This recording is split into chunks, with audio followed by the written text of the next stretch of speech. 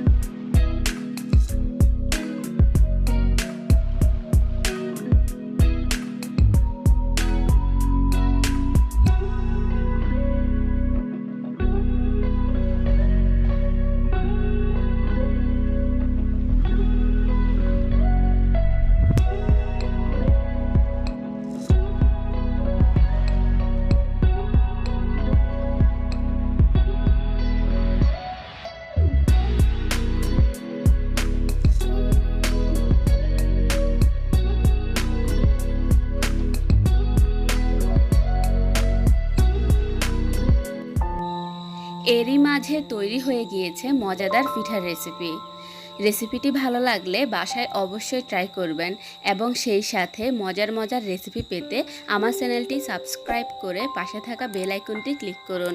সবাই ভালো থাকবেন। আল্লাহ হাফেজ।